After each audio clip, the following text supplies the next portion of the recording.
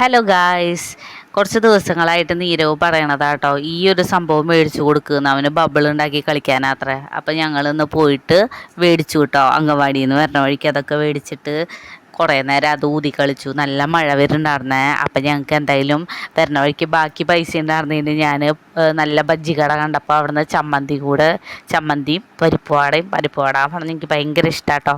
അപ്പോൾ അതൊക്കെ ചൂടോടെ മേടിച്ച് ഒരു കട്ടൻ ചായ, ഞാൻ കട്ടൻ ചായ കുടിക്കില്ല, ഞാൻ കട്ടൻ കാപ്പി അങ്ങനെ ഞങ്ങൾ വെച്ച് ചമ്മന്തിയൊക്കെ എനിക്ക് ഇങ്ങനെ കുടിക്കാൻ ഭയങ്കര ഇഷ്ടമാണ്. ഞാൻ എത്ര ചമ്മന്തി കിട്ടിയാലും ഇങ്ങനെ ഇരുന്ന് കുടിക്കും കേട്ടോ.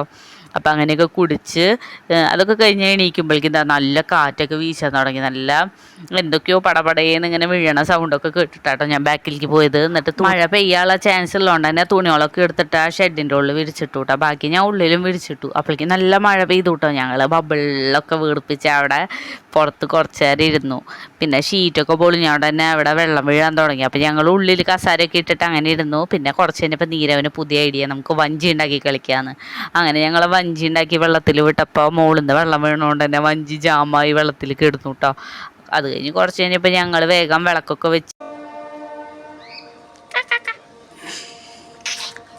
അമ്മ ജോലി കഴിഞ്ഞ് ഇങ്ങോട്ടാണ് വരണേന്ന് പറഞ്ഞിട്ടുണ്ടായിരുന്നു. അപ്പം ഞങ്ങൾ അമ്മേനെ കാത്തുള്ള നിപ്പാണ് കേട്ടോ. അപ്പം അമ്മ വന്നു. അപ്പോൾ അവന് കിൻഡർ ജോയ് മേടിക്കുന്നുണ്ടെന്ന് പറഞ്ഞുകൊണ്ട് തന്നെ അവിടെ തട്ടിമുട്ടി നിന്ന് വേഗം കൈയോടക്കന്നെ കവറൊക്കെ മേടിച്ച് അമ്മയുടെ കൂടെ അങ്ങോട്ട് പോവാണ്.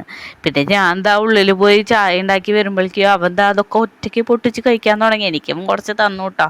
അധികം കഴിക്കണ്ടെന്ന് പറഞ്ഞിട്ട് ചെറുതായിട്ടൊന്ന് തോണ്ടി വായിൽ വെച്ച് തന്നു.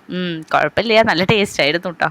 എന്നിട്ട് ഞങ്ങൾക്ക് ഗിഫ്റ്റ് കിട്ടിയതൊക്കെ ഞങ്ങൾ സെറ്റ് ചെയ്തു. അത് കഴിഞ്ഞിട്ട് കുറച്ച് കഴിഞ്ഞപ്പോൾ ഉപ്പുമാവ് ഉണ്ടായിരുന്നു അങ്കവാടിയിൽ.